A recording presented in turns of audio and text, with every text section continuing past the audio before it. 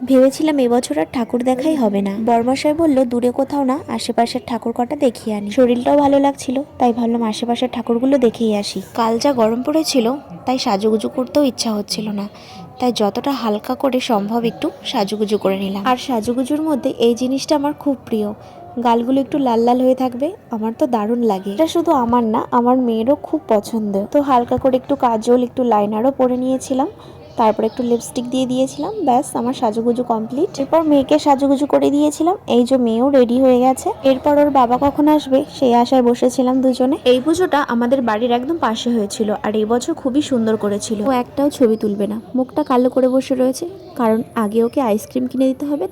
এরপর ওর বাবা ওকে আইসক্রিম কিনে দিল, তারপর শান্তি। ওকে আইসক্রিম কিনে দিয়ে আমরা চুপচাপ বসে থাকবো, আমরাও একটু ঘুগনি খেয়ে নিলাম। এরপর চলে গেলাম আমাদের টাউনের ঠাকুরগুলো দেখতে। এখন আমাদের এখানে বেশ ভালোই পুজো হয়, আগে এতটা হতো না। এখানে জগদ্ধাত্রী পুজোটাই খুব ভালো করে হয়। এরপর ঠাকুরগুলো দেখতে দেখতে মেয়ের বায়না আবারও শুরু। ওর নাকি পিৎজা খেতে ইচ্ছা করছে, তো পিৎজা খাওয়ার জন্য চলে গিয়েছিলাম আমাদের এখানে ডমিনোজে।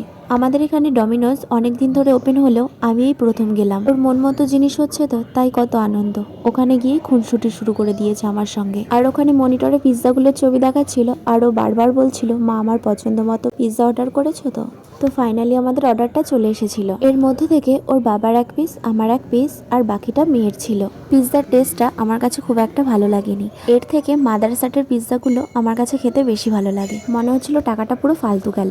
লাস্টের দিকে মেয়েও আর খেতে চাচ্ছিল না। এরপর খাওয়া দাওয়া শেষ করে বেরিয়ে পড়লাম। আর আমি যেহেতু বিরিয়ানি খেতে চাচ্ছিলাম, তাই বরমশাই বাড়ি ফেরার পথে আমাকে বিরিয়ানি খাইয়ে তারপর বাড়ি দিয়ে গেছে।